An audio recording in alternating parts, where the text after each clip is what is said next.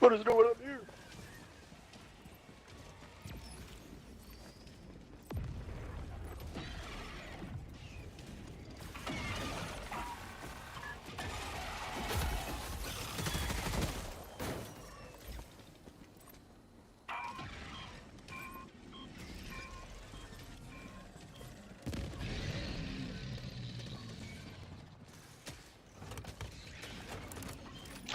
Do you eat your daily bologna?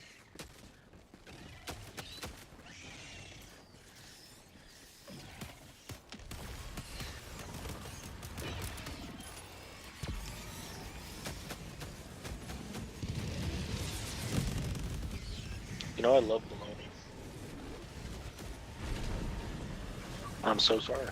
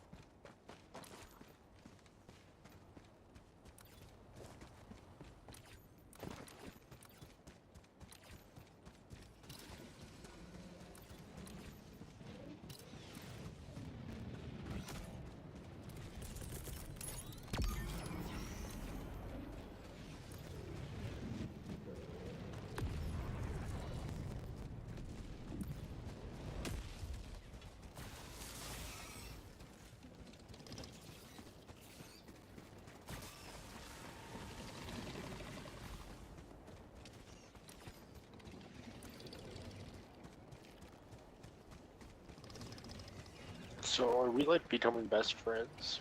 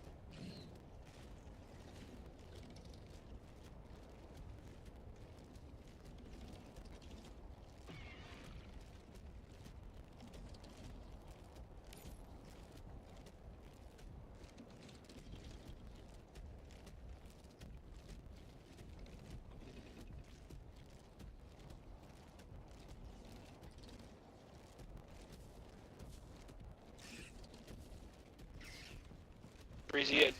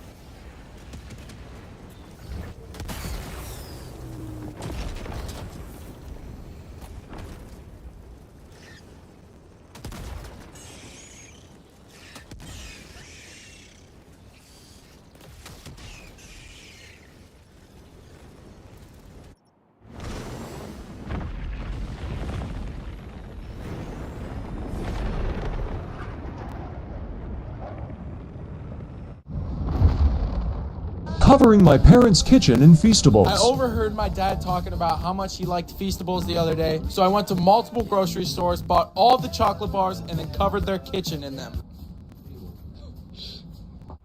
Holy shit. Dude, I gotta get a picture of this. These dudes at work are gonna freak. Like, that shit was wild. Willy Wonka's chocolate factory in here. I get like a golden ticket in one of these things. Some of these to the guys at work. If your mom bitch about this, tell her she ain't allowed to have any of these things. These are all mine. I'm gonna eat every last one. I swear to God. She stomps with her stupid Stanley cup in her hand. I'm telling you right now, these are all mine. I'm eating every last one of these things.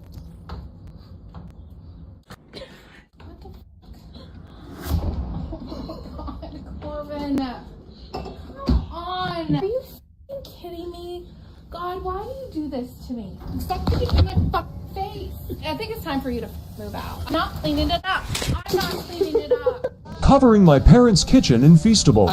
This is my tabletop bowling lane. It's kind of like beer pong, except literally not at all, and is instead bowling. Okay, so this week we worked on the automatic ball return. Last week we built a working conveyor belt, and now we're motorizing that conveyor belt to drive the pins and ball against the divider that separates the pins from the balls. As you can see, the ball is getting stuck. Also, the gutters are directly facing each other, so the ball just slides out of one and goes into the other. All we have to do is change the ball exit to give it a little angle. Also, the divider is slanted to force the ball into the return slide. After printing out my new parts, the automatic ball return was working really well. Also, our little gutter fix worked perfectly. However, the ball is getting stuck in the opposite corner. I may just have to increase the angle of the wall divider. Next, we're going to work on returning the pins. Follow to see the rest of my build.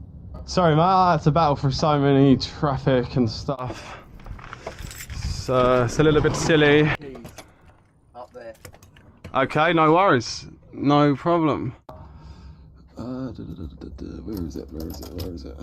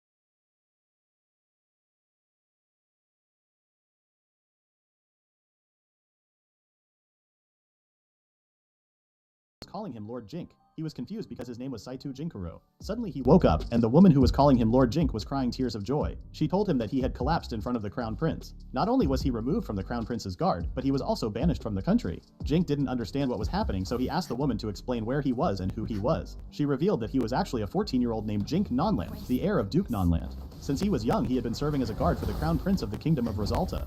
However, earlier that day, the Crown Prince had ordered him never to come before him again. This was because the Nonland family was known for producing skilled spearmen, but Jink didn't have any talent for it. Feeling pressured, he had gotten into delinquency. After many mistakes, the Crown Prince had enough and took away his title and position. Jink let out a heavy sigh, realizing he had been reincarnated as a troublesome kid. Memories from his previous life started flooding back slowly.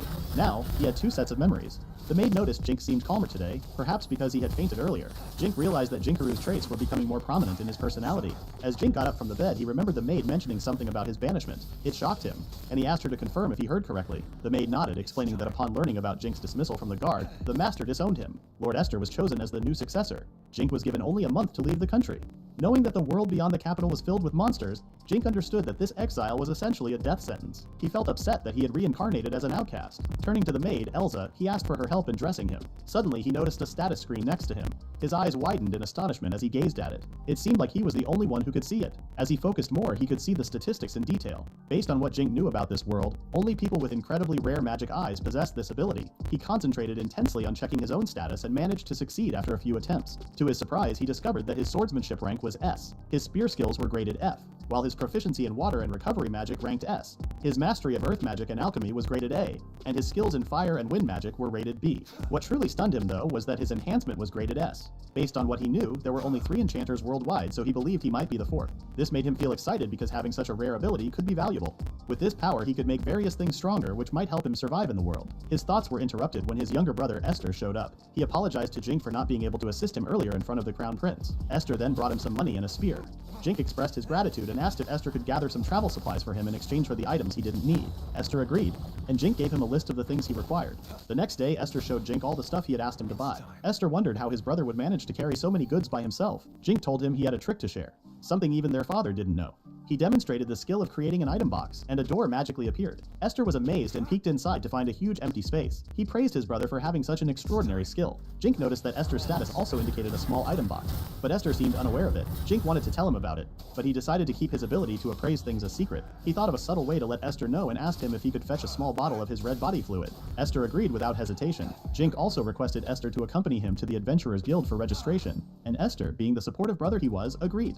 As Jink and Esther walked through the streets on their way to the guild, they heard the commoners talking badly about him. Jink felt it was understandable that they disliked him because of his previous rude behavior toward them. The only ones who stood by him were Elsa and Esther. Elsa, who had been his wet nurse and had cared for him since he was a child, naturally supported him. However, Jink couldn't understand why Esther admired him. His memories didn't offer any insight into this puzzling situation. They arrived at the guild and completed the registration process. The staff there were rude to him.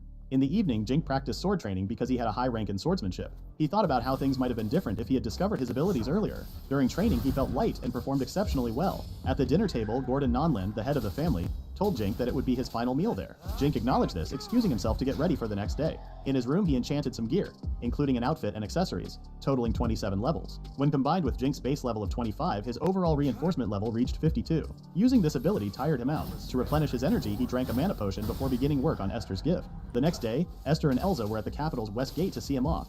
He thanked both of them and gave Esther a card and a box as a present for helping him. He told Esther to drop some blood on the card secretly later. He advised him to open the box when he had left the country. Esther cried as Jink said goodbye to them and left. Jink was determined to start his adventure as he looked at the mountains outside the capital. Jink's first goal was to reach the border, but there were many cities in between that took days of traveling. He thought of using his enchant-boosted body reinforcement. After activating the skill, his body started running crazy fast. He got excited, thinking that now he could reach the destination way sooner. He stopped at a place after an hour. No matter how much he ran, he did not run out of breath. He was extremely satisfied with the enchanting skill he possessed. He suddenly caught sight of several bodies lying around injured. He got startled and started screaming. He calmed down after a few moments, but some goblins appeared to attack him suddenly.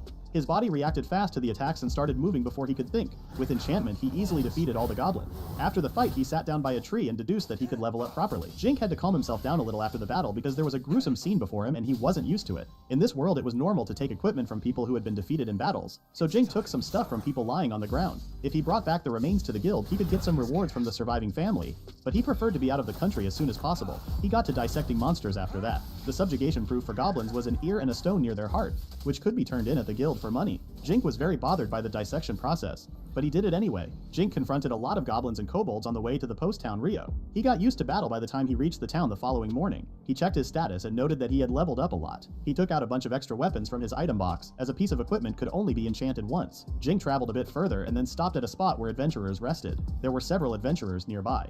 He drank a mana potion to recharge when suddenly some injured men appeared shouting for assistance. They needed an X potion desperately.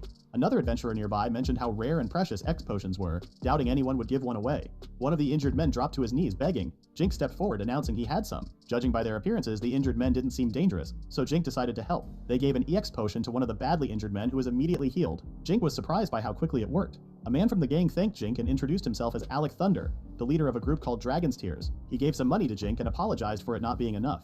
Alec explained that they had encountered a powerful red ogre, a high-level monster, which left them badly injured. He bowed to Jink and offered to become his slave to repay him for saving their brother's life. In this world, slavery was common, but Jink refused Alec's offer, not wanting him as a slave. Suddenly, a horde of orcs appeared, attracted by the scent of blood. These orcs were lower-ranked monsters, so Jink believed they could handle them. However, the men who had faced the ogre were still recovering, and their equipment was in disarray. Jink retrieved various weapons from his item box and distributed them among the men to prepare for the fight. Jink swiftly dealt with some of the orcs while the others joined in the battle. Out of nowhere, a group of men was suddenly knocked out by a single powerful blow, delivered by an orc general with a B rank. Jink attempted to take on the orc alone, but the general easily pushed him back with one punch. If Jink hadn't been protected by an enchantment, that hit would have ended the game for him. The orc attempted another strike, but Alec intervened, attacking from behind. With the orc's attention now on Alec, Jink seized the opportunity and stabbed it in the head. Despite the difficulty, he successfully managed to decapitate the monster. Seeing their general defeated, the remaining orcs fled the scene. Alec praised Jink and asked if he was a high-ranked adventurer. Jink replied that he was only a beginner with a G ranking and managed to defeat the monster with Alec's help. Other adventurers nearby overheard Alec mentioning Jink's name and wondered if he was the same Jink Nonland who had been exiled. Jink decided there was no point in hiding, so he confirmed his identity. The adventurers were surprised because Jink didn't match the rumors they had heard about him. Jink then asked Alec about his plans. Alec said they were heading to Morbiburg, but now he considered himself Jink's slave and would follow him anywhere. Jink felt pressured by Alec's insistence. To keep Alec safe on the journey to Morbiburg, Jink suggested they travel together. Once they reached the capital, Jink planned to introduce Alec to his brother Esther and give him something to repay him for becoming his slave. Alec burst into tears and hugged Jink tightly to express his gratitude. Meanwhile, 3 people watched them from a distance, including an elf woman who found Jink intriguing. Jink's party had to battle the remaining orc hordes to cross the border.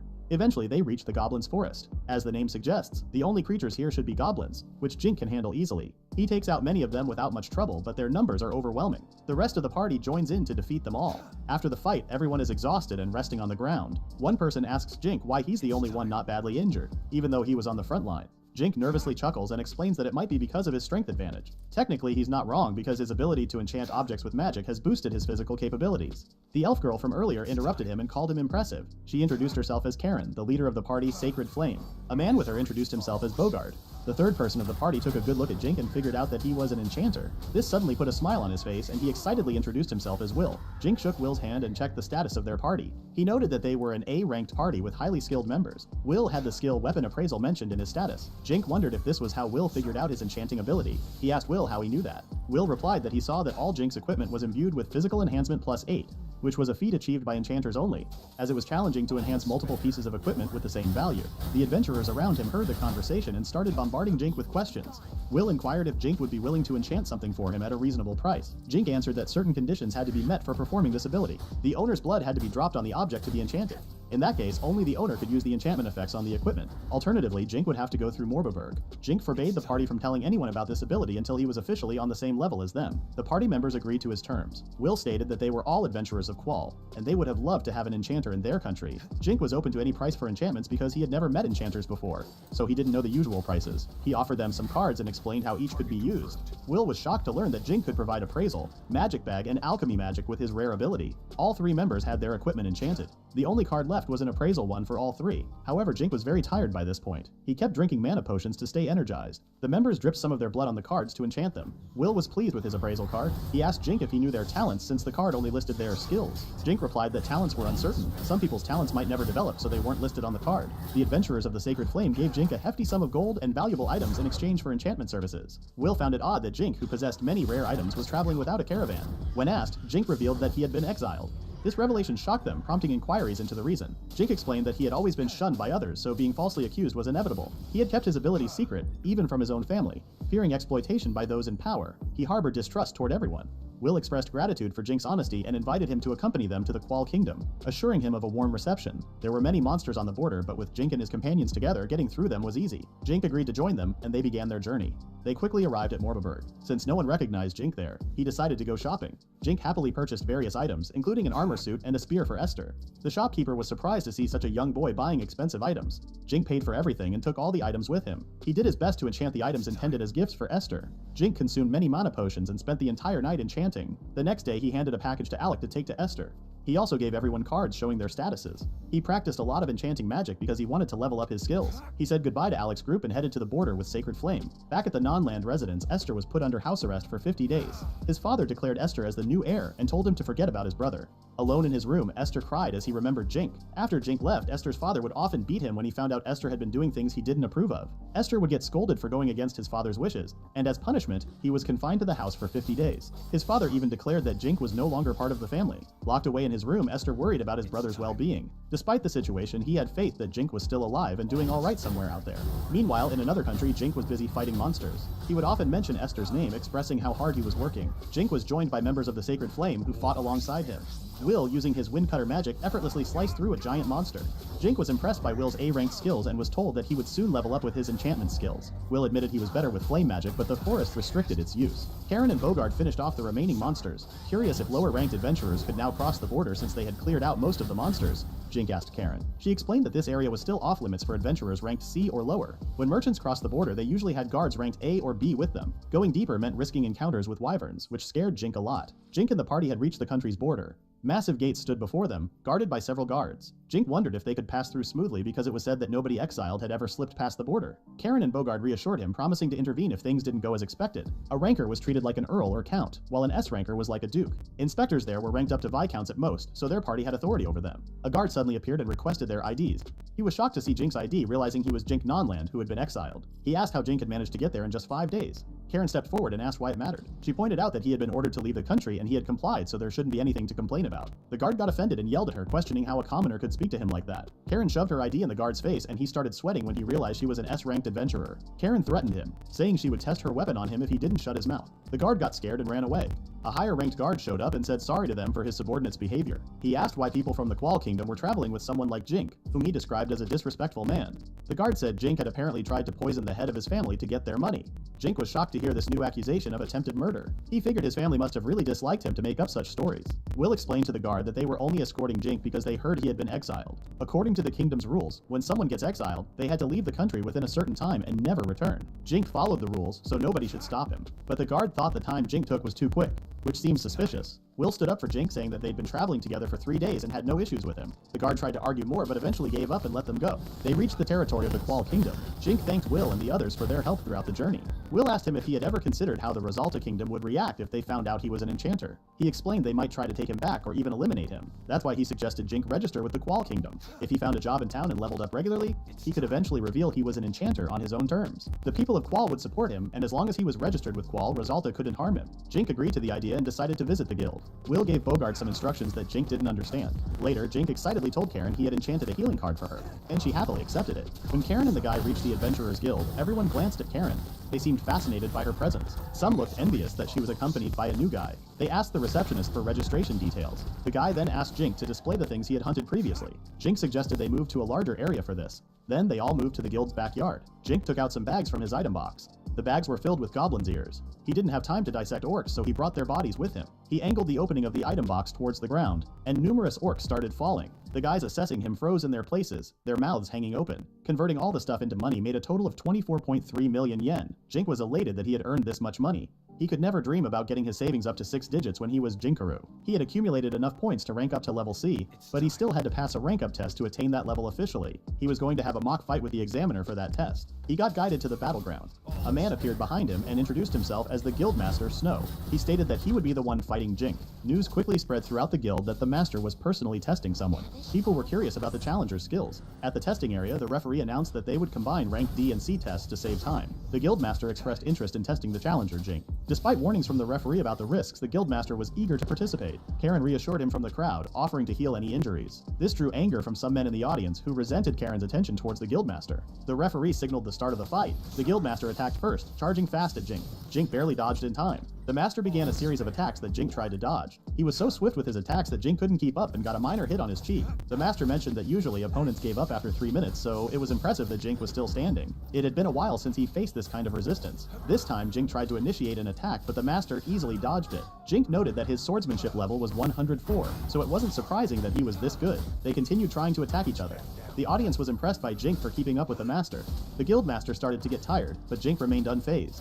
He applauded Jink for holding up against him for so long and declared that it was time to finish this. Both of them charged at each other simultaneously. Using his enchantment, Jink ducked down, avoiding the master's attack and landed a hit on his torso. The audience was shocked when they saw the match's outcome. The master fell to his knees, admitting defeat. Karen rushed over and offered to help heal him. Weakly, the master said a potion would do. Karen then turned to Jink, poking his cheeks, saying she'd heal him instead. Jink blushed, saying he wasn't even hurt. Will approached, clapping, impressed that Jink had defeated the guildmaster. He asked for the secret, and Jink hesitantly confessed he had redone the enchantment on his gear. Will then loudly announced that Jink had been an enchanter all along. Everyone at the venue was shocked by this revelation. The guildmaster couldn't believe that Jink was an enchanter because there were only 3 in the world. Will assured him of Jink's ability, mentioning his membership in the Sacred Flame. He showed the master his appraisal card to prove that Jink also had the skill. Sweating, the master tried to process everything. Jink reassured him, saying he was strong and wouldn't have won without enchantments. The master nervously chuckled and declared Jink a temporary C-ranked adventurer. Jink celebrated at first, but then he started to worry when he realized his rank was just temporary. He asked Will why he wasn't a full rank yet. Will explained that enchanters automatically start at S rank, but until it's official,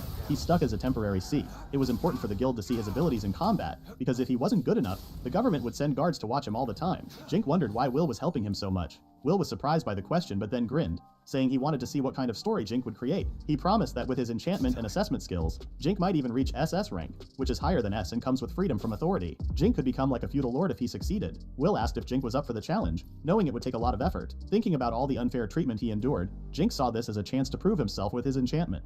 He was determined to work hard and achieve SS rank. Jink sat inside a carriage surrounded by guards as he studied hard for an upcoming entrance exam. About halfway through the month, a commotion erupted outside. Jink, hearing the chaos, exited the carriage to assist his guards. Kobolds had launched an attack and the guards were engaged in combat. Thinking it was an opportunity to test his water magic, Jink conjured a water ball and hurled it at the kobolds, blocking their path. However, the water merely soaked the kobolds without harming them. Realizing his mistake, Jink fled, focusing on making his next attack stronger and faster. Concentrating, he created a larger, more powerful water ball which swiftly overwhelmed the kobolds in its path. After they managed to defeat all the monsters, a guard asked if Jink had used enchantment for the previous attacks too. Jink clarified that he already had an aptitude for water magic. The guard apologized to him for interrupting his studies and letting him fight, even though they were there to protect him. Jink reassured them that it was alright, and that it helped him get some magic training. 2 weeks earlier, Will and Bogart had taken him to a count's mansion, saying that they would stay the night there. Jink protested a little, thinking that staying with a noble might not be a good idea. Will defended Count Brand, saying that he drew a line between himself and the snobbish nobles and had helped Will when he started out too. Jink gave in and entered the palace. Count Brand respectfully shook Jink's hand and introduced himself. Jink politely responded to the Count's greeting. The Count had prepared a meal for them, so they all headed to the dining table. Jink felt excited when he saw all the food because he had been surviving on preserved foods for a while. During the meal, the Count asked Jink about his future plans. Jink explained that he planned to travel through Qual while trying to rank up. Eventually, he aimed to leave the Qual Kingdom and settle in the Kingdom of Yamato. He intended to enroll in Yamato Royal Academy, but he achieved S rank much faster than he had expected. The Count reassured him that his high rank guaranteed his status now, and he didn't need to go all the way to Yamato to avoid interference from Rosalta. Jink insisted that he wanted to explore the world and have more adventures. The Count suggested he visit Qualarut, the capital of Qual, where the esteemed Qual Royal Academy is located. It's quite challenging to get into, but with Jink's status, it would be easier. For a thrilling experience, the Count recommended Gamel, a city built atop Qual's largest dungeon, rumored to have over 80 floors filled with various monsters. Karen mentioned that Jink would need to pass an entrance exam to get into the academy. Jink decided he would study during his travels to Qualarut. The Count proposed having an adventurer party accompany him, taking a route through friendly territories as much as possible. Once in the capital, Jink could stay at the Count's estate. If he ran into any trouble, he could use the Count's name for assistance. Jink didn't understand why the Count was so willing to help him. The Count explained that he had a son Jink's age who was currently preparing for the exam, and he saw this as an opportunity for his son to make a new friend. Reflecting on his life as Jinkaro, Jink realized that he had been stuck in the same routine for so long that he had forgotten what it felt like to be passionate and excited about something new. But now, those feelings were coming back to him. Jink thanked the Count and the members of the Sacred Flame for their assistance. They shared their own plans and wished him luck on his journey. Returning to the present, throughout the journey, all Jink did was study. He met many people, fought numerous monsters, and even enchanted items for his escort party and the nobles he encountered, all while studying. Dark circles had formed around his eyes by then. A guard informed him that they had reached the capital. Exiting his carriage, he exclaimed excitedly when he saw the enormous border wall, which was twice as big as Rosalt's border. Jink wanted to explore the city, but his guards stopped him and asked him to wait until all official procedures were completed. After they crossed the wall, they arrived at Count Brand's house. Count Brand's wife, Maria, and his son Chris greeted them warmly. Chris immediately offered to give them a tour of the house, while Maria suggested that Jink should take a rest. Chris insisted it was fine and asked Jink to come along, but Jink collapsed from exhaustion. Chris and Maria became worried and called for a doctor. While lying motionless on the ground, Jink realized that his appraisal level had reached its maximum. Meanwhile, at the Qual Royal Palace, news spread that an enchanter had entered the country. The king, seated on the throne, asked if this information was confirmed. A butler confirmed it and mentioned that the enchanter wished to join the Royal Academy. The king decided that they needed to assess the enchanter's character and abilities. At the Qual Royal Academy, the entrance exam begins. Jink easily solves the exam, as this exam is only more challenging by this world's standards. Japanese exams are more complicated, and besides, he had studied till he literally passed out. Also, more points are allocated to the physical exam, so he should be fine. For the physical exam, they have a high-ranked appraisal expert assessing students' skills. He confirms that Jink indeed possesses enchantment and appraisal magic. He also notes that his specialty is water magic and he has some skill in recovery magic. They move on to the demonstration part of the exam, and Jink shows off his water magic. After all exams, Jink is walking through a hall with Chris. Chris tells him that the written exam was not as bad as he thought, thanks to Jink's help. He also praises the water cyclone that Jink demonstrated. Jink had used enchantment, so the ground ended up flooded after his water cyclone demonstration. Jink assumes that the old man who assessed him, Marquis Panam, would tell the king about his enchantment, as he is a high-ranked individual. The fact that he is an enchanter might reach Rosalta sooner than expected. At the royal palace, the king inquires about Marquis about Jink's status. Marquis tells him that Jink is also skilled in swordsmanship and body reinforcement, on top of enchantment. Moreover, he also has an extra-large item box. The king of Qual, normal Qual, finds it interesting. Marquis further adds that he has also scored 96% on the written exam, which is one of their all-time high scores. Undoubtedly, Jink would place first in the magic department entrance exam. One panel member suggested they needed to win over a prodigy like him. The king asked about his personality. They had heard that he tried to poison his father, so if an influential person like him had evil intentions, he would have posed a threat to Qual. Marquis answered that he had not seen any criminal titles when he appraised him, but for someone belonging to House Nonland, his spearmanship skill had been strikingly low. He believed that Rosalta had spread false information about him and exiled him unjustly. Due to this, Jink did not respect nobles and authority figures. If they wanted to reach out to him, they should have done it with caution. The king wondered why Rosalta would exile him for such an insignificant reason, such as having no talent in spearmanship. They might have had some ulterior motive. They must have exiled him without knowing he was an enchanter. The king stood up and declared that Jink was now under their protection, but they would not have used his powers for their own interests. A few days later, Chris happily told Jink that he had placed first in the exam. They were both chosen as first-class students. Jink also congratulated him for securing second place. Chris informed Jink that the king would be inviting him for an audience soon. He asked if he possessed any formal clothes because he had only seen him in casual clothes so far. Jink told him that he had sold his fancy clothes after getting exiled. They decided to go shopping. Jink had to search for a place to live too, now that the exams were over. Jink went to Qual Slave Trading Company because he needed human resources. Slave trading was very common in this world, but Jink could never get used to it. He spotted a girl with a good aptitude rank and asked about her. The trader told him that her name was Nina, and she was 12 years old. The original plan was to use her for other wrong things, but she was damaged in transport by a pack of wild dogs. So now she was there as a general slave. Jink told him that he had decided to take her. The man asked Jink to put a drop of his blood on her throat to start the subordination ritual. Jink did so, and the man started reciting the ritual. When it was over, the girl bowed down before Jink and declared herself as his subordinate. Back at Count Brand's home, Jink began a conversation by asking Nina about her origins. She explained that her parents were poor farmers who had to sell her because they couldn't afford to feed her. They felt relief after letting her go. Sensing it was a sensitive topic, Jink decided to stop asking questions about it. Instead, he outlined his 5 rules for her. She had to obey him without question, not harm him, never lie to him, keep his secrets, and not put him at a disadvantage. As long as she followed these rules, she had some freedom. Even though he was technically her master, he didn't want to overwork her. He assured her that he wouldn't hurt or punish her for small mistakes, and encouraged her to talk to him directly if something went wrong. Nina then asked if it was okay for her to avoid doing any inappropriate tasks, considering her past as a damaged slave. Jink was startled by the question and told her that he had never expected anything like that from her in the first place. She argued that it was the only thing she was suitable for. She couldn't do manual labor and couldn't read or write. Her parents had called her useless before getting rid of her. She got angry while quoting her parents' words. Jink gave her an X potion and asked her to heal herself with it. Nina was surprised that he was giving such a valuable item to a slave. Jink consoled her by telling her positive points about herself. He said that he had chosen Nina for her talent in cooking, and she had room for growth in other skills too. He held her shoulder and told her he needed her help in achieving his goals. Nina had cried when someone showed her kindness for the first time, and she thanked them. After a few days, Chris told Jink that Nina had quickly gotten better at cooking. Jink looked sick, his face pale, and his stomach bloated from drinking too many mana potions. He was desperate for money, so he'd been trying to use alchemy on junk. Their conversation was interrupted when Nina showed up with a jar of cookies. She was dressed in a cute maid outfit, and all her scars had vanished. She gave Jink some cookies and then left. After she left, Jink asked Chris if he knew any slaves who were good at fighting. Chris told him about the criminal slave office, a place where violent people were kept. Jink stood in the academy hallway thinking about saving up money for a combat slave. Chris joined him and they chatted about going to classes that day. As they walked through the hallway, all the girls admired Jink, and Chris teased him for being so popular. Jink told Chris that being the center of attention didn't make him happy because those girls were only interested in his status, not him. He said if he married them, they would drain him of every penny. Chris agreed, adding that these girls seemed to be from lower-ranking noble families, eager to marry someone of higher status. Jink believed these girls should focus on supporting themselves before trying to marry into wealth. A lovely girl walked in and greeted Jink. She said her name was Najenda Qual, and she was a top student from the statecraft department. Jink was amazed to hear this because she had the title of the first princess of the kingdom. He and Chris immediately bowed respectfully and greeted her back. Najenda told them to relax and not be so formal. Since they were in the same year, she wanted them to be closer friends. Jink mentioned that he was an adventurer and would be out exploring most of the time, so they might not see each other much. Najenda replied that she would also be busy assisting her father with government matters. Jink and Chris were clearly impressed by her. Suddenly, they heard a big guy bothering a student. Jink asked Najenda about the guy. She told him that the guy was Duke Ransel's heir. Back in junior academy, he used his father's name to do whatever he wanted. It reached a point where many students quit the academy because of his actions. It seemed he got into this academy as a third-class student. His father was good at covering things up, so he never faced consequences for his actions. The guy made his way to Jink and the others. He greeted Najenda, but she replied rudely. Then he turned to Jink and offered him to join his family's service, saying he would make excellent use of Jink's S-rank ability. He mocked Jink, saying that as a mere commoner, he should consider serving his family in honor. Jink got upset by his words and punched him in the face. He told him that being noble doesn't matter at this school. Here, your status is determined by your class.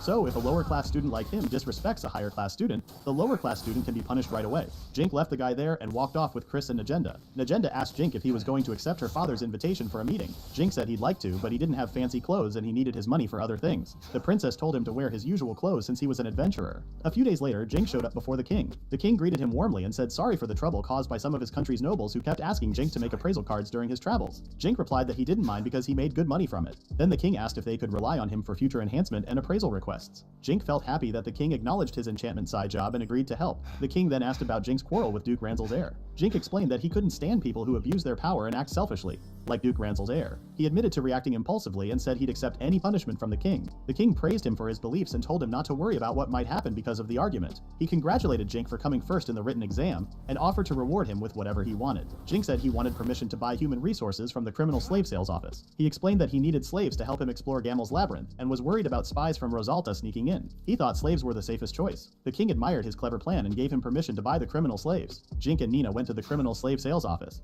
As they walked through different cells with criminals, Nina felt scared. In one cell, Jink noticed a slave who caught his eye. He thought the guy had potential for growth and combat skills. Curious, Jink asked the guy about his crime. The guy explained that he had a troubled relationship with his father's second wife. She tried to kill him to inherit his father's wealth, and he ended up accidentally killing her in self-defense. Nina told Jink that the guy's price was too high. Jink wanted to buy him, but it would drain all his money. Plus, he still needed to find a place to live. He wondered why no noble had bought such an impressive guy. When he asked the guard said people were scared of him because of his crime. Ian interrupted by saying that his father wanted to repurchase him, but his price was 10 times higher for family members. His father couldn't gather that much money, and he lost the courage to face his family. Nina told Jink that she didn't find this guy scary, unlike other criminals. Nina's words gave Jink the final push he needed to make his decision. He announced that he would buy Ian. At Count Brand's wife's request, King Qual gifted Jink a mansion.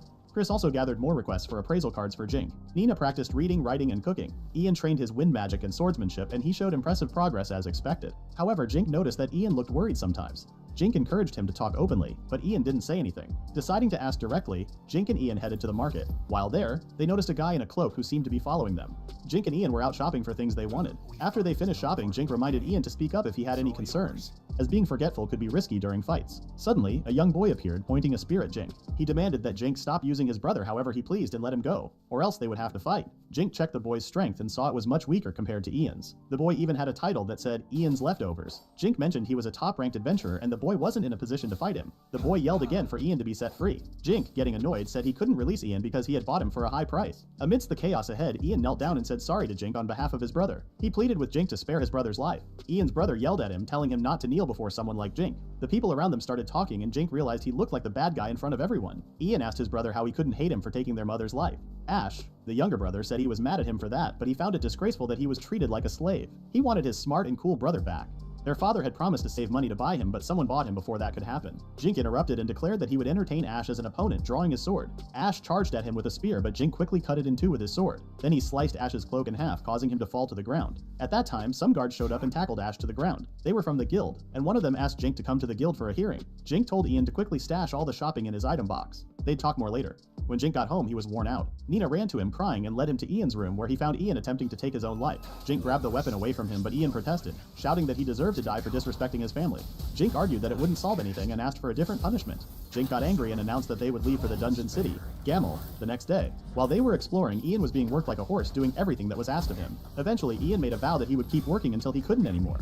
He asked Jink about Ash's situation, and Jink explained that Ash had been placed in the guild's isolation cell for a few days but wouldn't face any further punishment. Ian thanked Jink for the lenient treatment and explained that Ash had been spoiled growing up, but he was still Ian's precious brother. Talking about his brother reminded Jink of Esther. He mentioned that he understood the feeling of having a precious brother and hoped that his own brother was doing well. Meanwhile, back at Nonland's residence in Rosalta, Elsa sat on a bed looking sick and exhausted with Esther by her side. Esther tried to comfort her by saying that he was sure Jink was fine, but he was worried about Elsa's condition because Jink was like a child to her. As he left Elsa's room, Helldiver appeared and asked him to return to the annex. Esther argued that he was still on the property and his father wasn't here, so it shouldn't be a big deal. The butler pointed out that Esther still seemed worried about Jink, the outcast. With an evil grin on his face, he advised Esther to forget about him since he was just a lowly criminal. Esther retorted that he must have been so bored now that the target of his teasing had left. As Esther started to leave, he reminded him of the times he had done petty things on the orders of the higher-ups. Esther regarded his brother as an amazing person. Esther believed that if anyone called his brother an outcast, they didn't really know him. In the past, to meet the expectations of the higher-ups as an heir, he trained with spears every day. This inspired Esther to learn spearmanship too. Jink was decent with the spear, but Esther quickly surpassed him.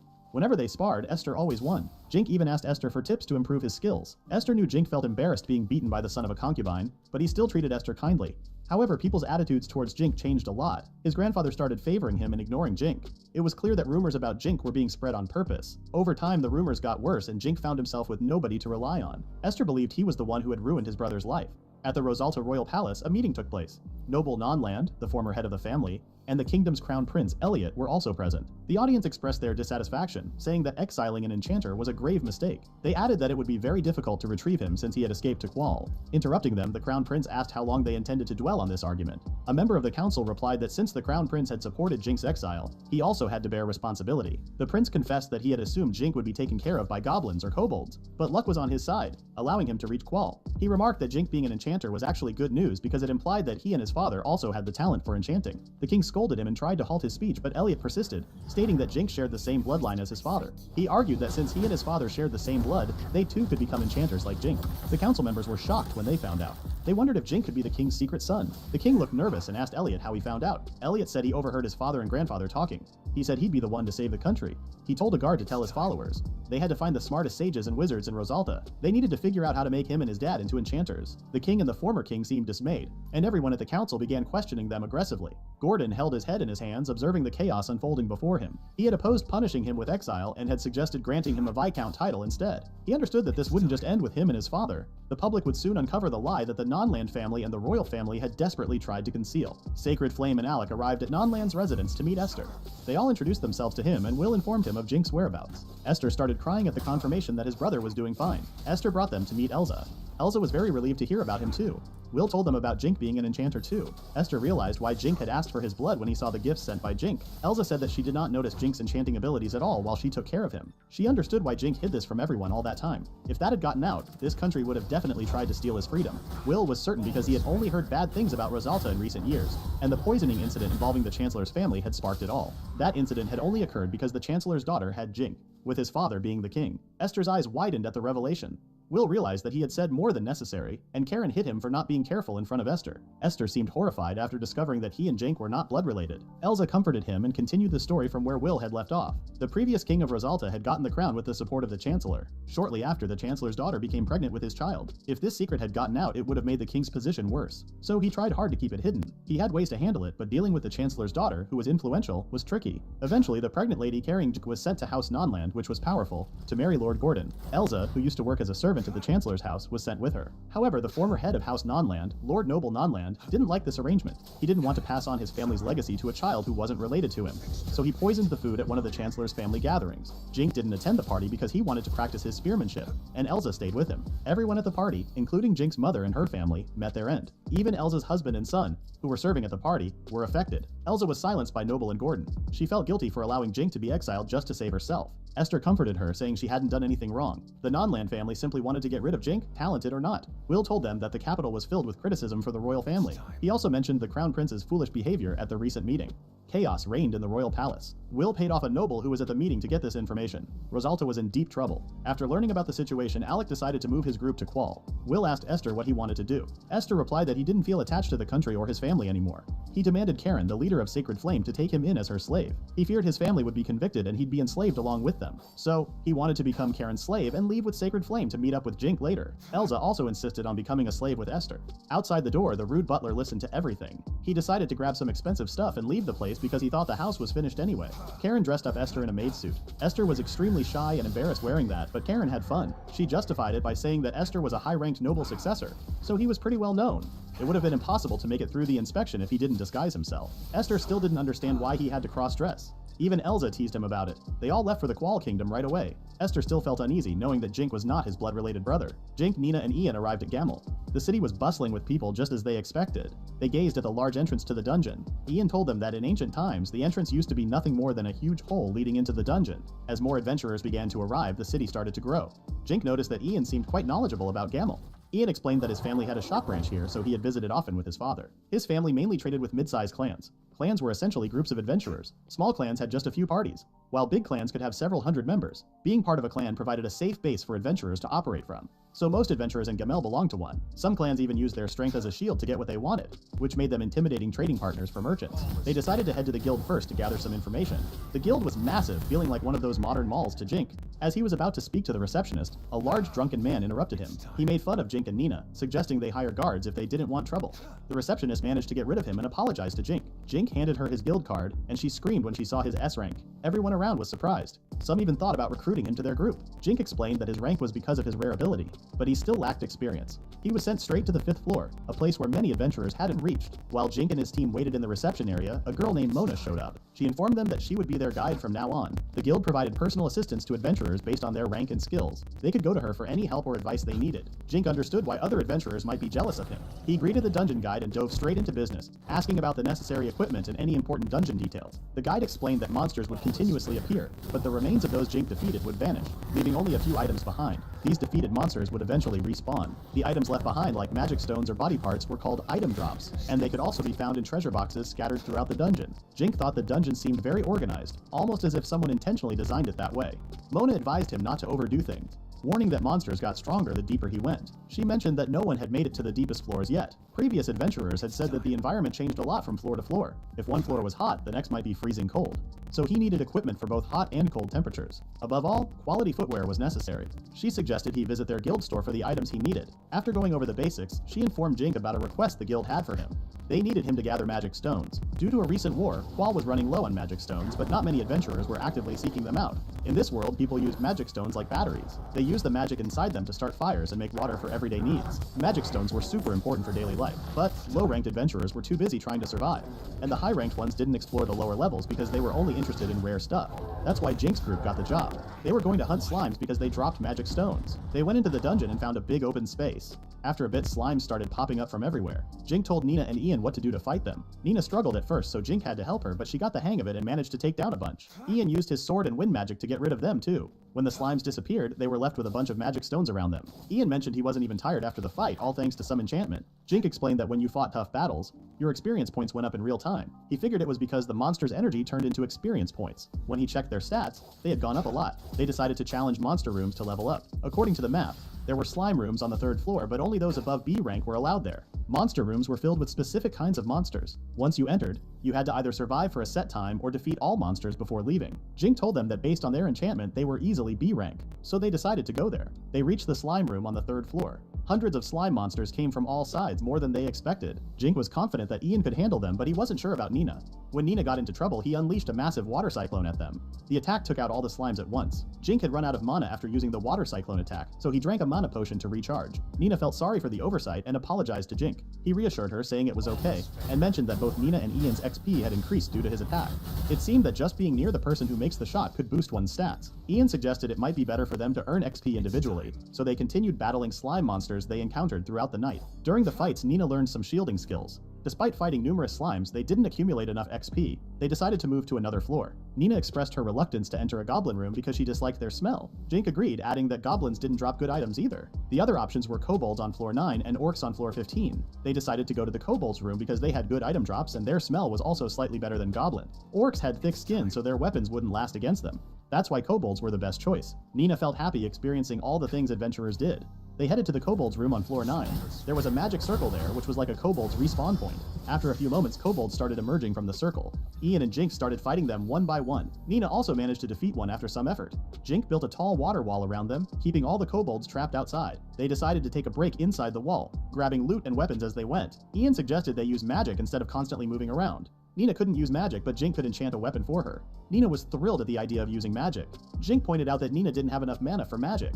Ian said she could manage with potions, though it might cost a bit. Jink agreed and gave Nina an enchanted weapon that could only cast water balls. When Jink took down the water wall, the kobolds flooded in to attack. Nina kept hurling water balls and drinking mana potions. Jink put up another water wall after a while. After drinking many mana potions, Nina couldn't hold it anymore. Jink enchanted a box for her to pee in. Nina was embarrassed at first, but eventually found a spot to relieve herself. After 3 days, they finished off many orcs in the orc room on floor 15. Ian mentioned that he had gotten over his fear of orcs by then. Meanwhile, Nina was excited about cooking orc meat later.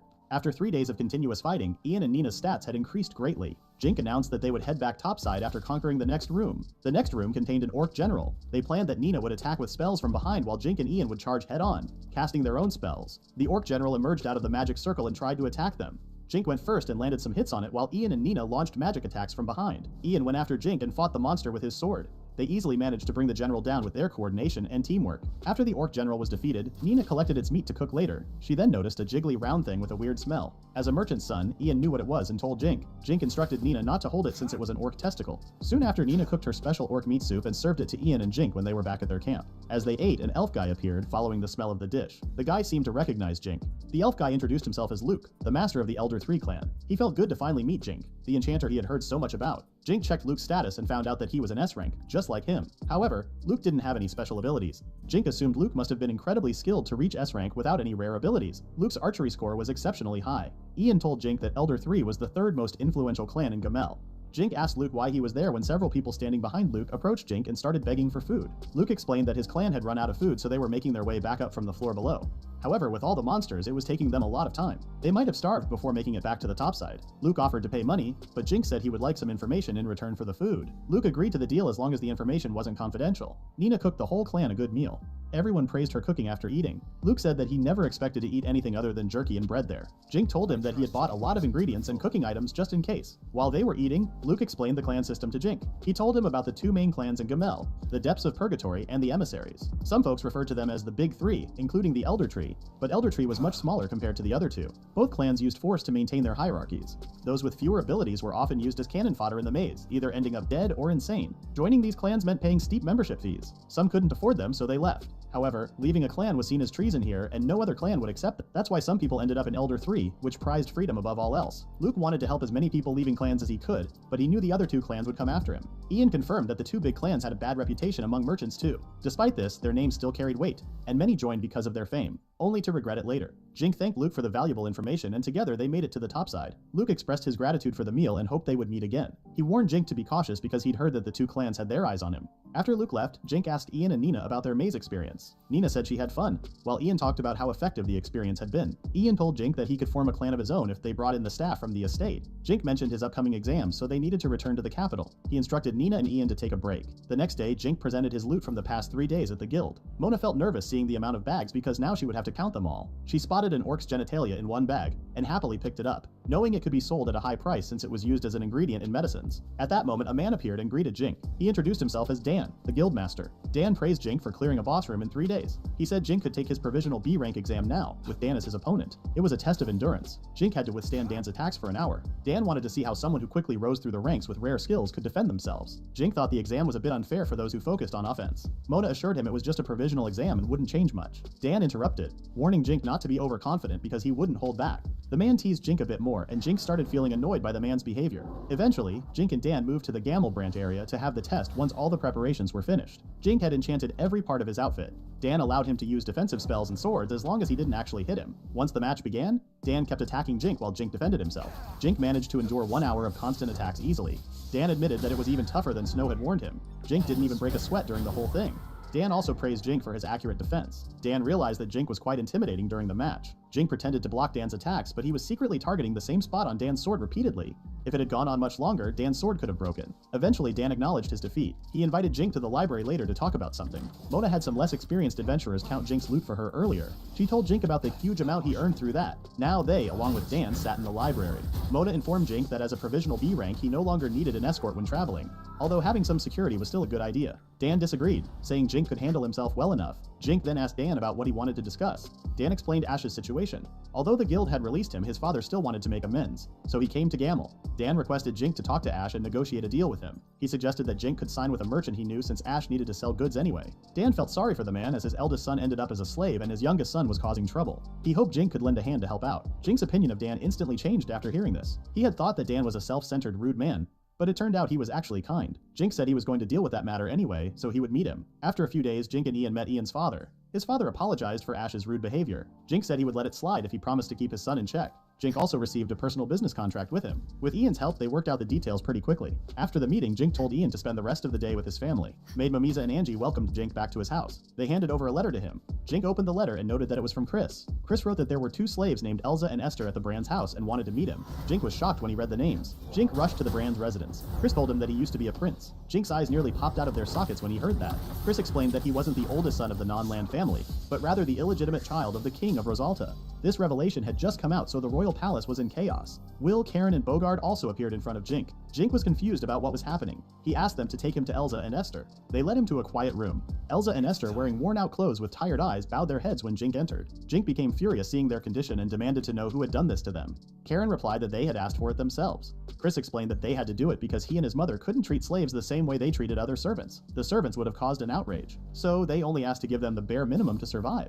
This was their atonement and apology to Jink. Jink didn't understand why Elza and Esther would want an apology from him, so Will explained everything to him. He told him about the reason he got exiled and why Elza and Esther believed that they were partially responsible for that. They became slaves, so Jink could punish them. It was all too much for Jink to take in. He first apologized to Chris and the Sacred Flame for putting them through trouble. Karen said that it was alright. She got to see Esther as a maid. Jink walked over to Elza and Esther and asked them to stand up. He said he didn't want to punish them. He was just glad to see them okay. They didn't respond, so Karen had to tell Esther to lift his head. They both immediately apologized to Jink once they looked up. Esther apologized for his family's actions toward Jink, and Elza apologized for not being able to protect him. Jink quickly told them not to blame themselves because none of it was their fault. When Esther respectfully called him Lord Jink, it made him angry. He yelled at Esther to stop and then hugged him tightly, assuring him that they were still brothers. Esther started crying in Jink's arms, and then Elza and Esther were brought inside. They changed back into their usual clothes too. Jink thanked the Sacred Flame members for everything and promised to enchant some items for them in return. He assured Esther that he would take care of him until he came of age. Jink expressed that he wanted to free Esther right away but wouldn't be able to leave him alone until things settled in Rosalta. Being associated with Karen's name was better for them, since she was an S-rank adventurer. Esther and Elza still insisted on serving Jink, but Jink shut them up. Jink's status had started showing King Rosalta's illegitimate child too. Will told them that the king and the crown prince had fallen from grace, leaving the throne empty. The queen also filed for divorce, and her home country dissolved their alliance with Rosalta.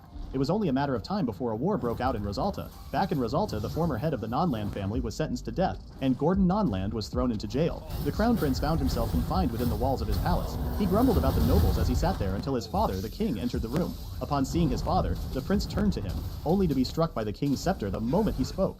The king cursed his son, blaming him for everything that had gone wrong. He continued to beat the prince until the young man drew his final breath. In that moment, the prince realized he had departed from the world. Despite his death, he harbored a deep grudge against Jink, directing all his resentment towards him. He muttered Jink's name several times before a massive magic circle materialized in Gamel's dungeon. Jink stayed in the capital for 2 weeks and took his exams at the academy. After finishing his exams, he decided to return to Gamel with Esther and his group. Esther warmly greeted Ian and Nina when they arrived. Esther was wearing the armor that Jink had given him. Considering Esther's abilities, Jink thought it would be a good idea to spend 3 days repeatedly battling the orcs near the door, so Esther could get more practice. Jink believed that by the end of those days, Esther would be ready to join them in attacking the next floor. Ian questioned whether it was wise for Esther to start hunting orcs so soon.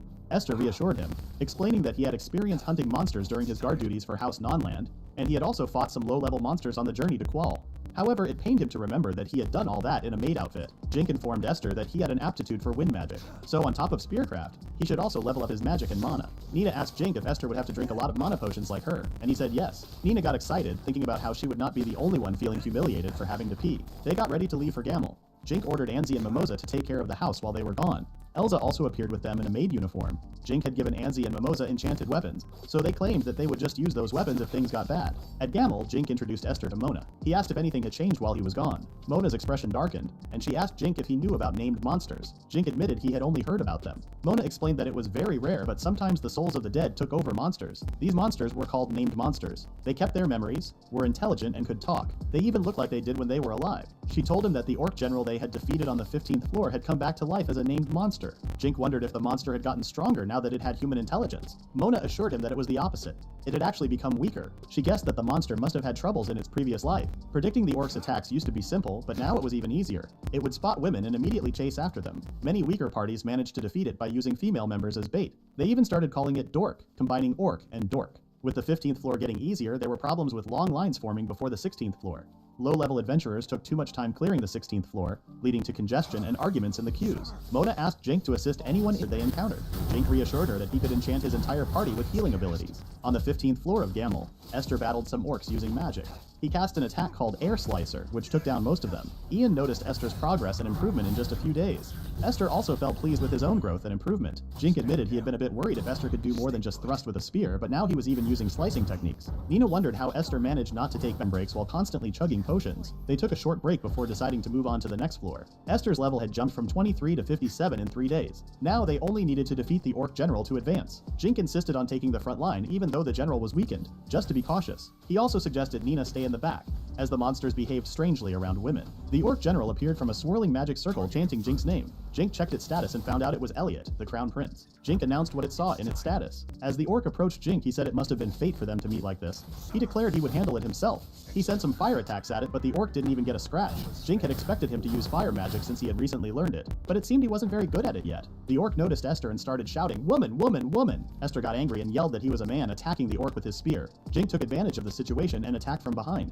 The creature spotted Jink and started chanting his name again. It aggressively launched attacks, but Jink dodged everything and ended it with a single blow to its head. Esther informed him that the crown prince had been dethroned as per Will's report, suggesting he was likely executed afterward. Jink commented that he'd heard souls with strong resentments were more likely to be reborn as monsters, implying Elliot must have held a grudge. Jink felt it was deserved. By possessing a monster in Gamel, Elliot's spirit would be trapped there forever. He would keep coming back, endlessly respawning, only to be defeated by adventurers for experience points and items. Jink and the others kept fighting more monsters along the way until they reached the 20th floor. This floor was the most popular within the dungeon, known as the Crystal Area. It was packed with various kinds of crystals and stones, and many adventurers were milling about. Jink mentioned that he wanted to earn some money, and from what he had heard, rough emeralds and diamonds could be found here. Nina and Esther eagerly offered to do some mining. Jink took out mining tools from his item box, and Ian suggested a specific spot for Esther to mine. Using his material appraisal skill, he could assess the geological features of minerals. Nina, Esther, and Ian dug at different spots. Nina and Esther were excited when they found emeralds. Jink found it amusing to see them having fun like that, considering they were just kids. Ian also enjoyed the digging, but his motivation was different. He was focused on selling the stones to make money. Meanwhile, Jink decided to create a golem using minerals. He had been practicing earth magic and wanted to use the golem for mining. He used mana to sustain it, but the golem couldn't last long without it. The guilds used to warn about many traps and dangers down below. That's why they'd sometimes use the golem to trick enemies. When Jink and the others heard noise nearby, the golem began mining while they investigated. Turns out it was the depths of purgatory and the emissaries, 2 lower-ranked clans having a spat. Jink thought it was pretty silly. Moving on to the 21st floor, it looked more like a sunny field than a dungeon. Jink mentioned the creatures called green calves living there. Their meat was a delicacy, even better than orc meat. Jink and Esther had it back when they were nobles, but finding it in big cities was hard, so it cost a lot. Just thinking about it made Nina hungry. Suddenly, Jink remembered Mona mentioning more casualties lately. Hoping they'd stay safe, they kept going. Nearby, some huge ants were feeding on human bodies. Shortly after, Jink hunted green calves relentlessly until he was satisfied with the amount of meat he had collected. Nina then took out her knife and prepared to cook the meat, and Esther offered to assist her. The group enjoyed their meal, finding the calves' meat even better than they had anticipated. As they observed numerous white cows and minotaurs in the area, Ian realized that it was teeming with bovine-type monsters. While white cow meat tasted similar to that of green calves, their milk was exceptionally delicious. Conversely, minotaur meat was unpalatable and primarily useful for crafting, as their axes were too heavy for humans to wield. At that moment, Jink noticed that Esther had leveled up his wind magic and suggested trying out the air tornado spell he had been practicing. Esther was pleased he could now provide support to the group. However, Jink cautioned him not to expect too much, as Air Tornado's range was lower compared to Cyclone. As Jink decided to continue their journey, they suddenly spotted something approaching. It was a weary adventurer carrying their unconscious partner. Jink inquired about their condition, and the man urged them to retreat as well. Wondering what was happening, Jink asked for an explanation. The adventurer revealed that they had stumbled upon an ant nest nearby and were unfortunate enough to encounter a swarm of ants. When questioned about their other companions, the adventurer feared they might have already become ant food. Jink admitted to never having fought ants before and offered to help heal them in exchange for more details. While Jink and Ian tended to the injured pair, one of them described the difficulty of battling a swarm of ants, who attacked with their front claws and sprayed acidic substances. Despite their sturdy shells, the ants were vulnerable to fire. Jink realized they were ill-equipped for such a fight as they were still new to fire magic and primarily relied on water and wind magic respectively. The adventurer elaborated that the ants fiercely protected their queen, requiring a significant number of sorcerers to overcome them. Only certain clans possessed the necessary magic. As the other adventurer regained consciousness and expressed gratitude for their help, they cautioned Jink and Ian against confronting the ants before departing from the area. Ian noticed Jink's worried expression and asked what was wrong. Jink told them to rush to the 24th floor while being careful. The whole group went around and suddenly found themselves in the middle of the area. Just as they tried checking their map, nearby cows suddenly sensed something and started running away, passing by Jink and the others. Jink heard some rumbling and wondered if there would be an earthquake. Nina, looking anxious, told Jink to look over the distance. 3 adventurers were being chased by a swarm of huge ants. The female mage tried to fend off the ants using fire magic. She managed to eliminate some ants, but some of them started attacking with acid by spewing it out. The acid hit the mage's arm and her arm started melting. Watching them struggle despite using fire magic, Jink wondered if his group could do something against thousands of ants. Esther and Nina then asked what their action should be. Ian said that they could save themselves by leaving the others to their death. Esther and Nina were shocked by Ian's proposition. Jink agreed that running away was the best option. However, he knew the kids would feel guilty soon after. He instructed the others to scatter the ants using their spells and keep their mana going by drinking a lot of potions. Jink then led the others, fully responsible for his party members' safety as the leader. Just then, the 3 adventurers noticed them and suggested running away. Jink told them to run as they bought some time for them. The adventurers called him crazy but soon recognized Jink as the famous enchanter. Jink exclaimed they would also run away if they found the right timing. The other adventurers then ran away as they thanked Jink for the support. Jink then used Water Cyclone to break the swarm's formation. Esther then followed up with his Air Tornado and Spear attacks. Ian also used his wind magic to scatter the ants, and Nina did the same using Water Ball. However, the ants kept swarming in and Jink chugged down more potions down his throat. He realized they were not efficient since they couldn't use fire magic. Both he and Ian had huge mana pools, but the kids didn't have much. Jink then instructed Esther and Nina to go near him and he used Water Wall to protect the two. He told them to drink some potions and heal up. Jink then looked around as he tried thinking what to do next, hold out or go directly for the Ant Queen. He knew killing the huge ant at the back would make the swarm collapse. However, the Ant Queen was too far in the back. Suddenly he noticed some ants that looked different, and based on his appraisal, they were ant generals. Jink then decided to take action by using some orc meat as bait. He flung the meat randomly, and the ants got distracted. Seeing that the baiting tactic worked, Jink ran toward the nearby ant general and quickly beheaded it. The ants then started acting confused, and Jink realized they had a chance of winning. Jink called over Ian and asked him to scatter orc meat chunks using his wind magic. He also instructed Ian to take out the commanders with ranged spells if the swarm opened up. Esther and Nina were also ready, and Jink instructed them to support and protect Ian. Jink counted on them as he planned to get closer to the queen ant and kill it. He dropped chunks of orc meat and Ian flung them around randomly using his wind magic. Esther and Nina also used their wind magic to kill off any incoming ants. Ian also used his katana to slice down the ants gunning for them. Meanwhile, Jink kept using Water Cyclone to clear out the way until he reached the queen ant. He broke into a cold sweat as the huge ant monster loomed over him like a 7-foot basketball player. The queen ant shrieked in anger. Jink clenched his teeth and sword as he prepared to fight her. Jink himself believed that even though the queen's skills weren't particularly strong, it was doubtful that his blade could inflict enough harm on her. When the queen tossed acid in an attempt to harm Jink, he swiftly dodged the attack. Responding with a fireball aimed at the queen's head, she screamed upon being hit. She turned her aggression towards Jink. As she continued her onslaught, Jink evaded her attacks, finding them crude and easily avoidable. However, he still grappled with how to effectively harm her. His limitation in speed posed a challenge. Suddenly, inspiration struck and he remembered Dan's tactics. A large body couldn't maneuver swiftly within a small space. With this realization, Jink began striking at the queen's legs, aiming to break her joints and gain control of the situation. Suddenly, ants from the ant army began attacking with acid. Jink was surprised and exclaimed that they shouldn't mess with him. Then, a large number of these ants were blown away by an air cyclone. Ian held back his magic and shouted to the children to keep the ants away from Jink. Everyone rushed into battle. Everyone felt tense because they had little time, and mana and their potions were running out. Jink used magic attacks to defeat the ant queen. She tried to attack Jink again, but he dodged quickly. The queen tried to approach Jink, but her legs started cracking and then completely fell apart. Jink realized the armor wouldn't help her anymore. The queen fell to the ground defeated as Jink damaged all her joints. Meanwhile, the others held back the crowd of ants. The queen tried to attack Jink with acid, but he dodged and told her not to resist. He moved fast, delivering blows at the queen until he broke the horns on her head. Jink hoped that if she lost consciousness and her legs, she wouldn't be able to do anything. The queen screamed as Jink rushed to attack her, successfully cutting her armor and herself into 2 parts. The queen breathed her last breath and died hurriedly. Seeing this, the army of ants panicked greatly while the others maintained defenses around her body. The ants began to disperse, and Nina remarked that it happened after the queen was killed. Esther ran up to Jink and said his brother was doing well. Jink sighed, glad they weren't hurt, but realized if he had made even one mistake, they would have been lying in the maze. He apologized for being careless. Ian reassured Jink, saying he was glad they had survived. Esther said it was still a success, and they decided to use wind magic to pack up everything and return outside. Nina mentioned it would be difficult to calculate everything. Esther suggested that since Jink had defeated the A-rank Ant Queen, he would likely receive the temporary rank of A. Jink pondered on it, unsure because it all happened too fast. Days later, at the Gamel branch of the Adventurers Guild, Jink worried about getting a lecture for risking his life as an enchanter. Mona informed Jink that he helped B-rank adventurers and rewarded him with 3 platinum coins, which Jink calculated as 300,000 Japanese yen. He asked if it was too much, but Mona said it was the market price for saving lives. She emphasized how important their help was and expressed her concern for Jink's safety. Jink thanked her, understanding the gravity of the situation. Mona left to inform the guild head, leaving Nina to remark on Mona's worry for Jink's safety. Jink felt reassured by Mona's concern. After that, Dan entered the room and spoke to Jink. He mentioned hearing about Jink defeating the ant swarm. Dan believes Jink had overestimated himself, putting his friends in danger while trying to help others. He questioned why Jink would risk his life and not return to Rosarda. Esther jumped up, questioning Dan's audacity to speak to his brother that way. Dan brushed off Esther's concerns, stating his position as guild head didn't matter. Jink intervened, acknowledging Dan's point and agreeing to be more cautious. Dan scoffed at the idea, suggesting Jink reflect on his actions. Dan then shared an important message with Jink. He revealed that the guild head from Porta had contacted him.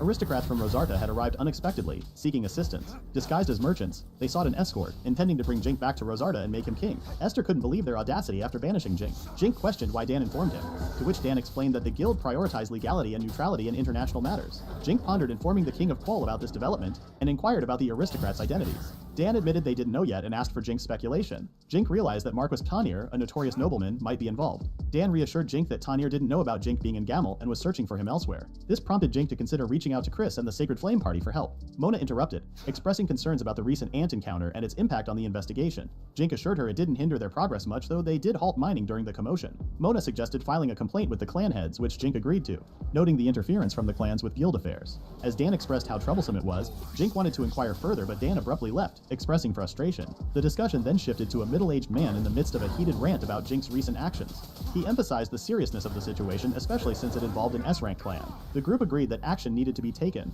suggesting avoiding contact with Jink. Meanwhile, another meeting was underway. The guild had lodged complaints against their clan and the emissaries. They debated the importance of territories versus other concerns when one member revealed an order from the Kingdom of Nazar to eliminate Jink. The Depths of Purgatory was a big group of adventurers in the land of Gamel. Their leaders, who hailed from the nearby country of Nazar, sent scouts to the Kingdom of Quoll. Their mission? To eliminate the enchanter. Queen Melissa faced a challenge getting her son-in-law to Nazar because Elliot had banished Jink. Dragging him there was tough, and leaving him unchecked posed a threat to their country. They had to act fast before he became even more dangerous. Failure meant certain death, so they needed volunteers. One of them volunteered to take action since he was familiar with the labyrinth's secrets. He knew enchanters were formidable foes. To fool Jink, he'd pose as a member of the emissaries. Even if he slipped up, Jink would think it was just an emissary's mistake.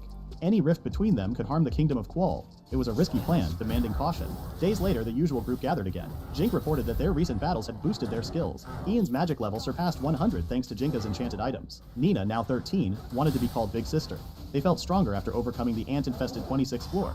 From there, it was smooth sailing. But they knew the real challenge lay ahead in the cold zone, starting on the 26th floor. Jink prepared by buying warm clothes, a new experience for him. Esther questioned the need for such gear as Rosarda and Korta had similar climates year-round, but Jink, recalling cold memories from his past in Japan, understood the necessity. This time, their priority wasn't mining or exploring for artifacts. It was survival. Together, they tackled monsters and pressed onward swiftly. They reached the 26th floor where Jink, like everyone else, felt the sheer cold. He mentioned that Japan wasn't anywhere near this wintry. They knew that stopping could lead to frostbite, so they decided to block the wind and raise the temperature. Jink made an air barrier and advised the team not to exhaust themselves because breaks would be short in the dungeon with the boss. It was tough, but they needed to hurry. While they sheltered from the snowstorm, Ian suddenly spotted approaching snow tigers. Hungry monsters rushed to attack them. Jink used water arrows to injure them, and Ian finished them off with an air cutter. Ian noted that due to the weather, they probably couldn't eat the monsters, and hunting in the cold was tough. Jink's water arrow became a giant popsicle due to the weather. Nina asked what that meant, thinking they might not know about such sweets in this country. Suddenly, he had an idea Nina might like. After some time, they reached the 30th floor, where the boss awaited in the dungeon.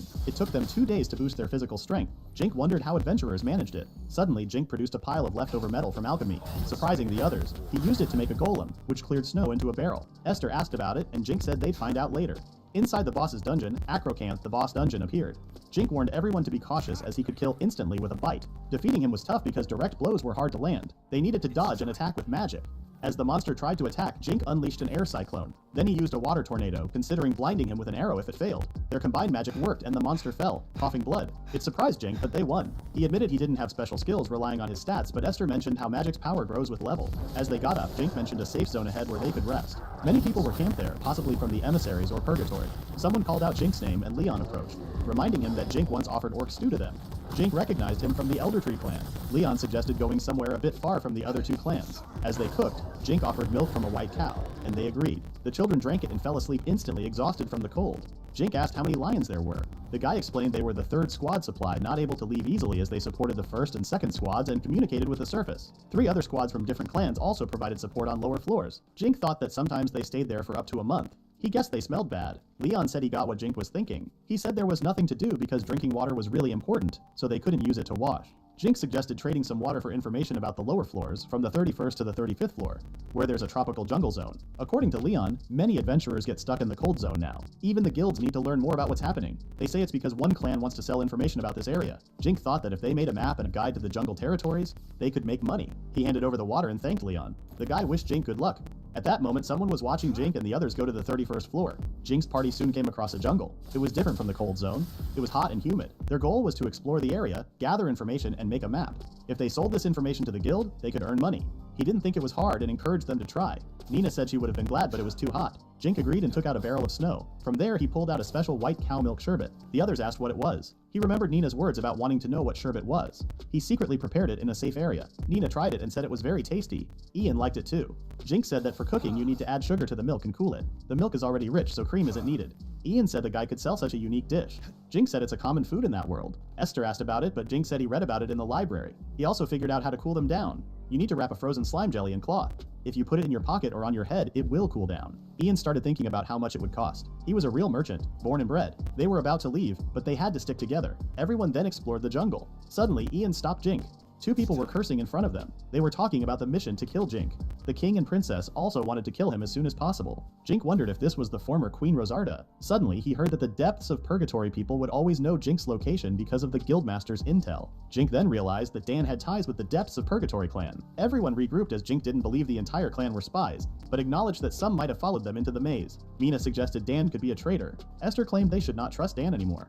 Jink thought otherwise since Dan gave him a warning and even helped with the issue with Ian's father. Esther exclaimed that Dan was just gaining his trust, but Jink wondered if that was the case. Ian then reminded them to be careful since they were being followed. Jink suggested rushing back to the guild and reporting. Dan's reaction should show the answer to their doubts. Jink cautioned them against letting the Purgatory clan know they were onto the assassination attempt. Jink knew Ian and Esther would be fine, but he worried for Nina. Nina knew she was being doubted because of her honesty, but she exclaimed that she would be fine. Upon returning, Mona was shocked to find Nazar's scouts were posing as the Purgatory clan members. Dan was also angered and everyone watched closely his reaction. Jink questioned what they should do now that Nazar was involved. He suggested informing the state's king. Dan argued that it could lead to war. He emphasized that beyond spies, other reasons could lead to eliminating them. Despite previously claiming neutrality, Dan believed the matter should be left to the state, with them aiding in catching the killers. He volunteered to venture into the maze with them, asserting they needed more to defeat the clan and catch them in the act, with Dan as a witness. Jink suspected Dan's motives but saw it as an opportunity to distance Dan from the guild. He agreed to accompany Dan. Esther then asked if he truly didn't know anything, which Dan confirmed. He knew he was not trustworthy for now, but he wanted to prove something. They agreed to leave the next day.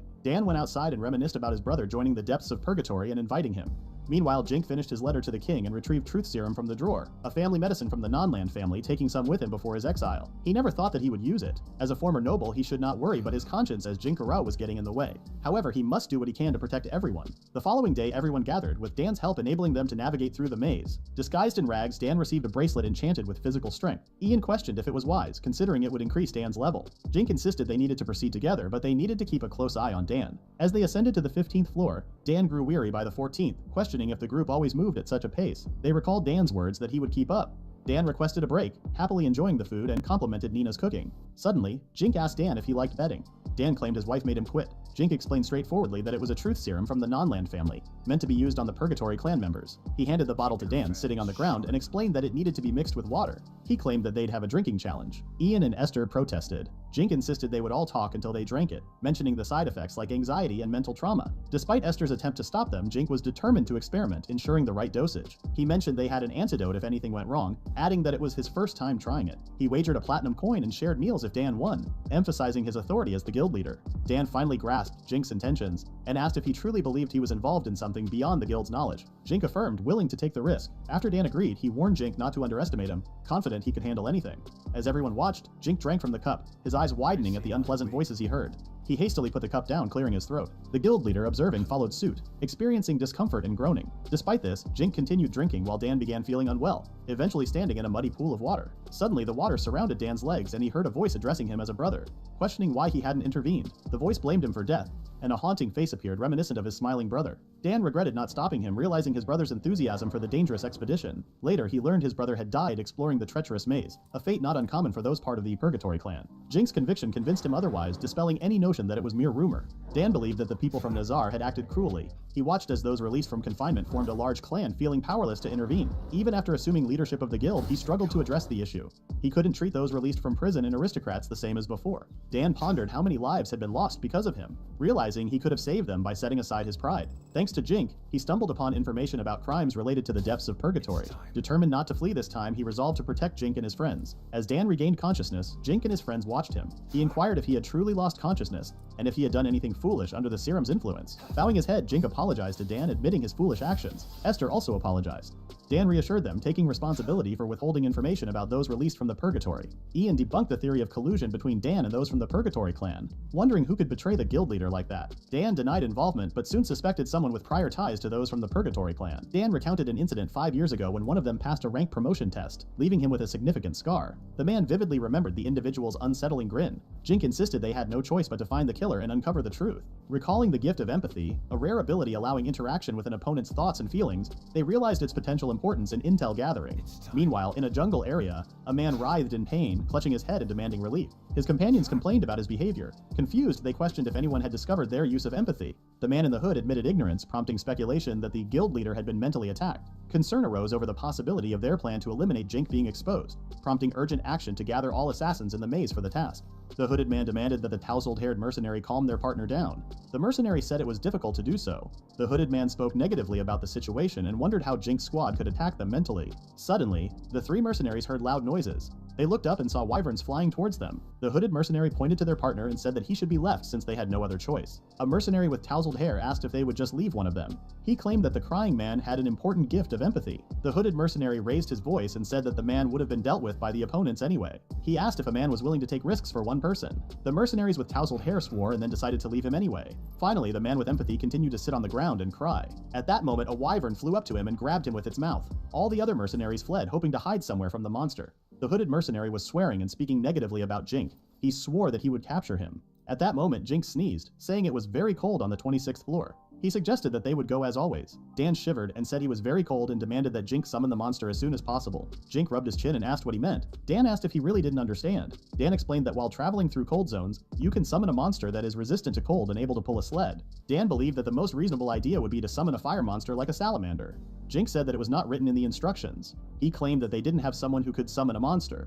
Dan asked how. In that case, Jink and his squad passed this floor last time. Jink said he would make an air curtain first. He said they needed to take lanterns for heating. Jink held up his index finger and said that their physical strength and fire would handle the rest. Dan asked if he was serious. He thought that Jink said and did all this on purpose. Jink used fire magic and a flame lit up in his hand. Dan said that recently the level of his fire magic had increased. Jink did various manipulations with fire and then said that it was not so difficult to create heat inside the air curtain. Dan adjusted his mask and said that since there was no other choice, that's all they had to do. Jink said that everything was fine. He wondered if Dan had improved compared to yesterday. He said to focus on maintaining the magic, and Dan would have to look around on the 30th floor. The team soon met with the dungeon boss. At one point, the monster took heavy damage and collapsed, motionless. Dan grinned, saying that the boss monster was an easy foe to defeat. Jink suggested taking a break to discuss further strategy. Dan turned around, questioning why they didn't head straight to the safe zone. He wasn't worried about external threats, but found the local smell unpleasant. Jink explained that the monster would respawn in an hour. He believed it was worth defeating it earlier for extra experience points and loot. Dan understood Jink's strategy and the team's plan.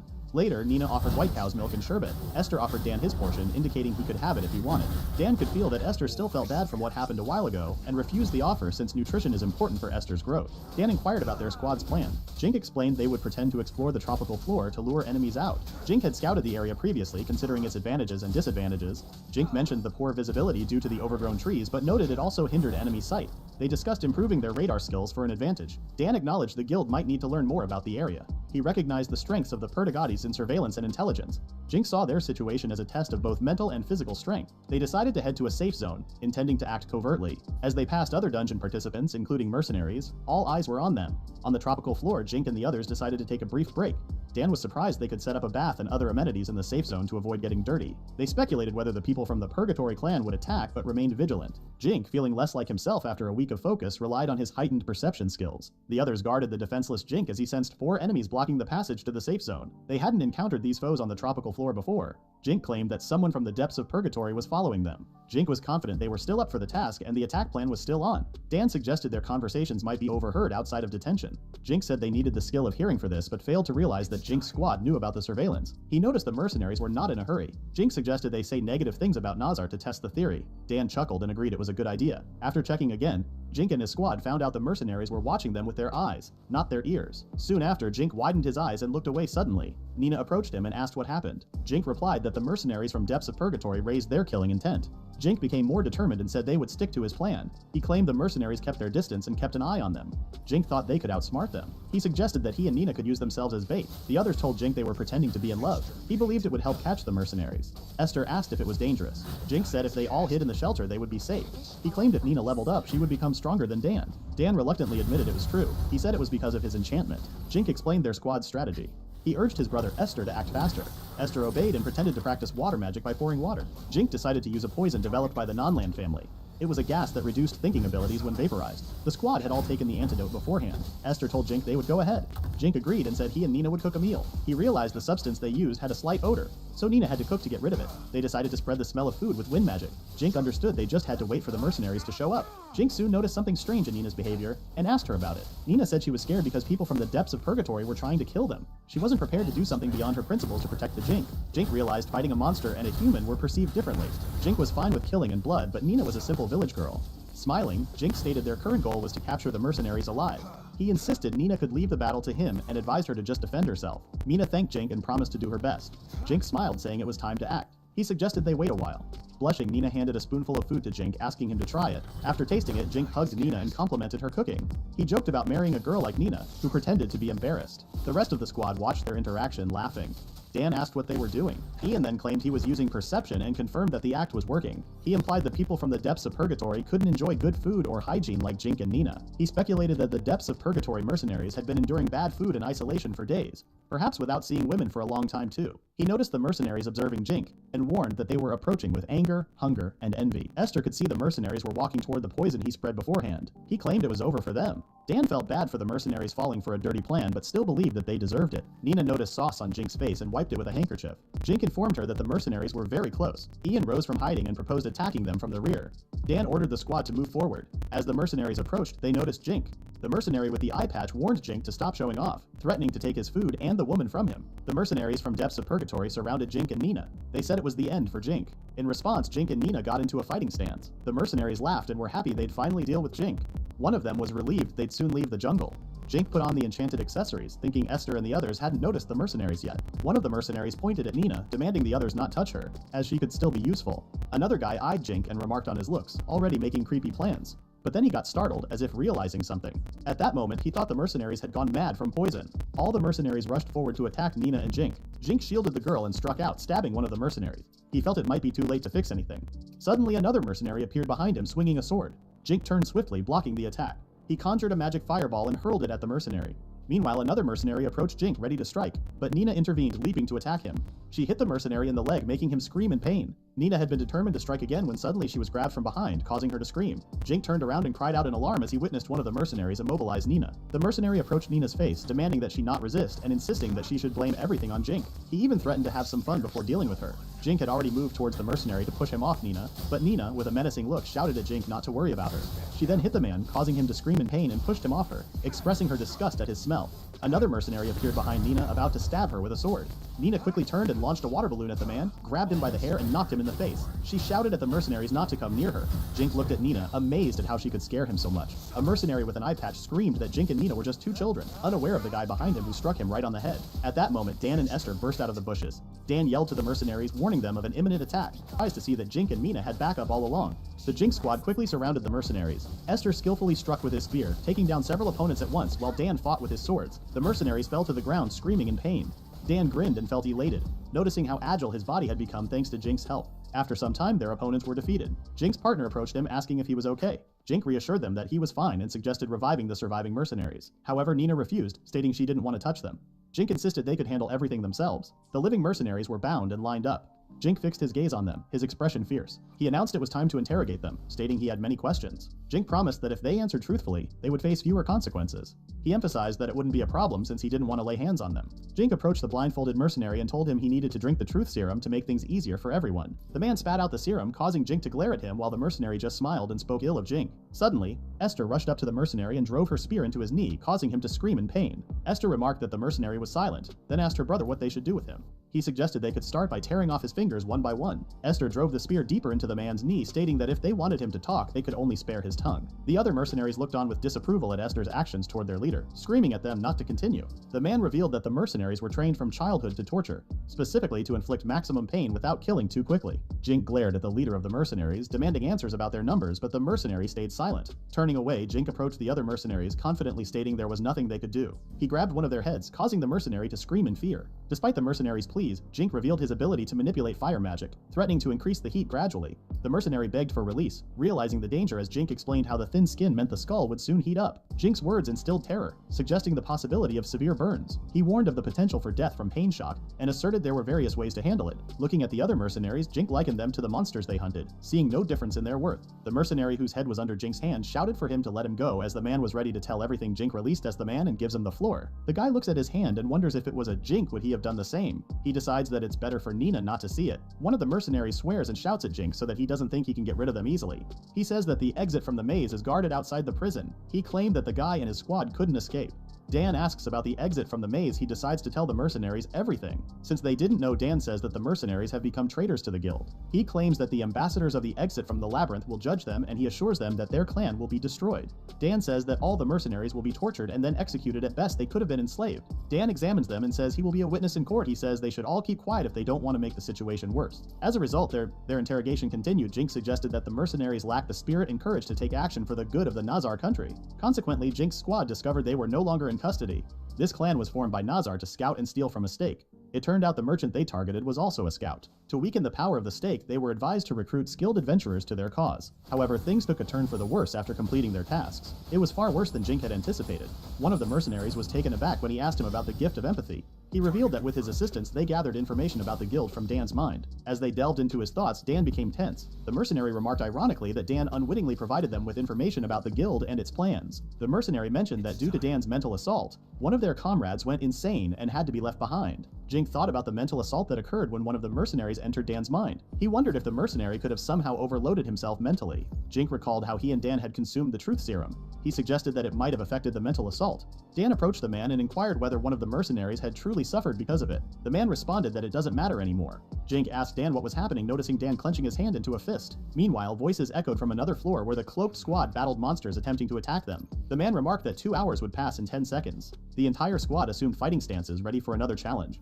A wyvern emerged, and the squad employed magic to defeat it swiftly. As the monster fell, the squad leader grinned, pondering whether the members of the second squad had truly been apprehended. Unfazed by the unknown, the leader possessed the gift of divination and remained unafraid of the enchanter. Stone golems carried cages containing mercenaries from outside the prison. Dan walked alongside Jink and remarked that he had finally grasped how the guy intended to utilize the golems. Jink decided to create 2 separate prison areas, each to be carried by the golems, to segregate those who confessed immediately and those who resisted. One cage was furnished with a soft blanket, while the other contained thorns. The food allocation included both smelly meat and delicious smoked meat. Additionally, the squad added a medicine from the non-land family to the drinks to prevent dizziness. This way, Jink aimed to provoke envy among those in better conditions. The team faced turmoil as the mercenaries began to swear. Ian smiled and commended Jink for his meticulous planning. Jink observed that their squad comprised mostly of lower-ranking members and asserted that without his arrangements, they might have encountered difficulties. Jink had even considered the issue of restroom